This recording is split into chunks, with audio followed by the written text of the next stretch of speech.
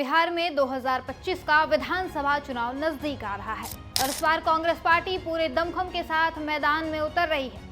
जहां एक तरफ बीजेपी और जेडीयू की नीतीश सरकार अपनी सत्ता बचाने की जुगत में लगी है, वहीं कांग्रेस ने अपनी रणनीति से दोनों को बैकफुट पर ला दिया है। नेता विपक्ष राहुल गांधी ने खुद बिहार चुनाव का मोर्चा संभाल लिया है और उनकी सक्रियता ने विपक्षी खेमे में खलबली मचा दी है।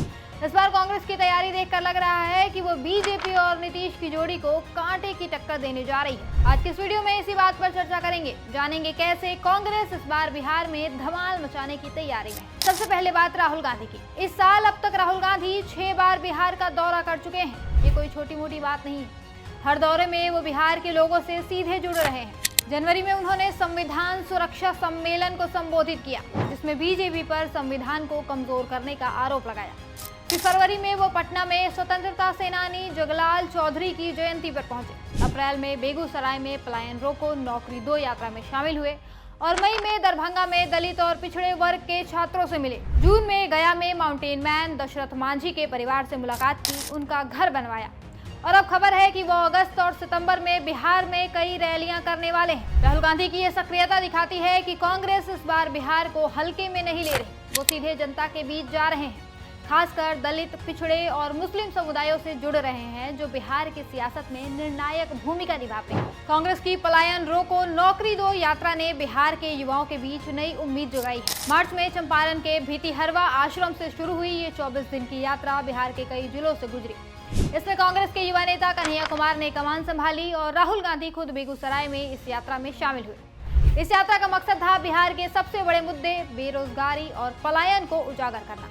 बिहार के लाखों युवा रोजगार के लिए दूसरे राज्यों में पलायन कर रहे हैं। कांग्रेस ने इस दर्द को अपनी रणनीति का केंद्र बनाया और वादा किया कि अगर वो सत्ता में आए तो बिहार को अवसरों का केंद्र बनाएंगे। इस यात्रा में हजारों युवा सफेद टी शर्ट पहनकर शामिल हुए, जो इस अभियान का प्रतीक बन गया।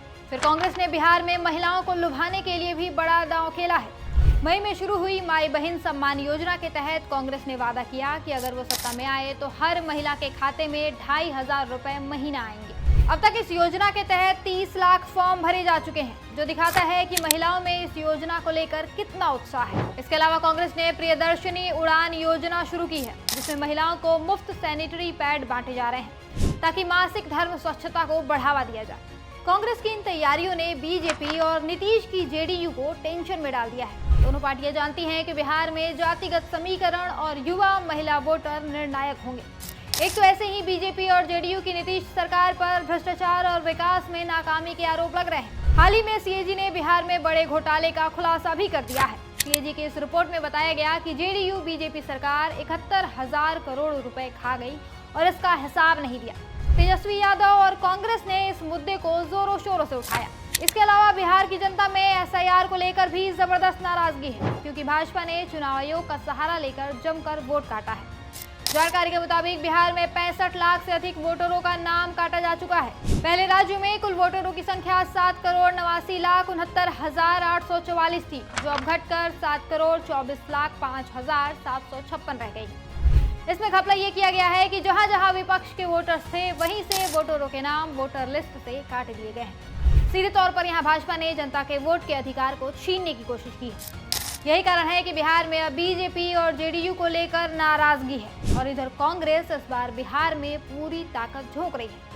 राहुल गांधी की लगातार सक्रियता, पलायन रोको नौकरी दो यात्रा और माई बहन योजना ने जनता में नई उम्मीद जगाई है। अब बीजेपी और नीतीश की जोड़ी चिंता में है, क्योंकि कांग्रेस की रणनीति और राहुल की मेहनत ने बिहार की सियासत का रुख बदल दिया है। अब देखना यह है कि क्या कांग्रेस इस जोश को वोटों में बदल पाएगी या बिहार जेडीयू फिर बाजी मार लेंगे। इसी के साथ हम आपसे विदा लेते हैं। देखते रहिए न्यूज़ कैप्सूल।